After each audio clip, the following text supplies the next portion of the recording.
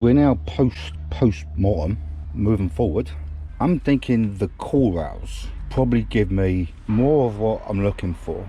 I play mostly like classic rock kind of stuff. I don't really need it to be something in there that's going to be too hot. So I'm thinking the core rails probably be a good option in there. I like the fact that it got the fins on it, so I don't need to worry about the string space in there. What options does it give me as a configuration? So I would have slide switch here, and I would have that pickup on its own circuit. So we've got on and on. One of them will be the P90s, the other will be the core rails. Going on with the knobs here, as you can see, I changed it from those because those are too big for there. Plus the aluminum on the chrome just doesn't look as good as the white does, or the age white, whatever they call that. Those I took off my Stratocaster that had a black pick guard. I'm going to put those on that. I'm wondering if I could have the core rails and do something kind of different with it, that instead of those being tone, could I maybe tap that into so that one controls bass response and the other controls treble response? That would be quite interesting experiment to try out. I don't know if I want to attach it to this as well. Probably not. I guess I could split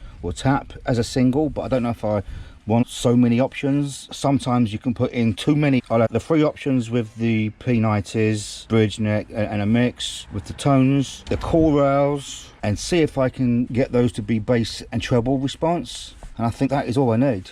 See, over here is where I had one of the pins, and I'm going to take more time with some of the finish work now that there's no immediate rush. Get it bangly the way I want it exactly, and that's the rest of the box to go in it. The Simonator. I don't know why I say that with a robotic voice, but I do. But yeah, this is going to be a spanking guitar. So what else am I going to do with the rest of the day? Well, I think I should carry on with trying to learn a bit of luthery. I've decided that it's going to be a day of maintenance.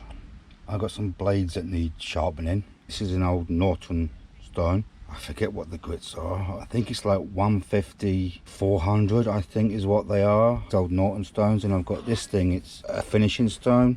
It's natural. It's a little bit, got some little black streaks in there. I forget what they call it, but they're quite good stones anyway. Got my Veritas, whatchamacallits. So I get my bevels right. I made this strop. It's from an old piece of wood, and I just got some thick leather. I just bought like a small offcut. I made that. And what needs to be sharpened? Well, all of this. First of all, let's start with the singular thing is the knife. I actually need to get that flat again. Look what I've done to it. How did I do that? I've also managed to get paint all over it. This has had no respect at all. I don't even know if I can get that flat again. Well, I could, but look how much material needs to come off. So I'm going to see if I can bend it back into shape. It's supposed to be really strong. Moving on to my chisels.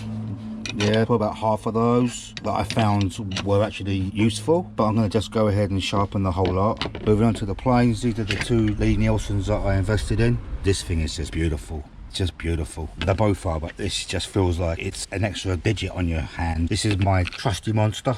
This is what they used to make the old ships with. I think this is, there's a name on there somewhere. Is it Marples, I think? And these 2 old Stanleys, number 4 and a 5.5. Both what I found to be really useful while I've been learning about woodworking. I'm going to spend the day sharpening. When that's done, I'm going to make a video. See you soon.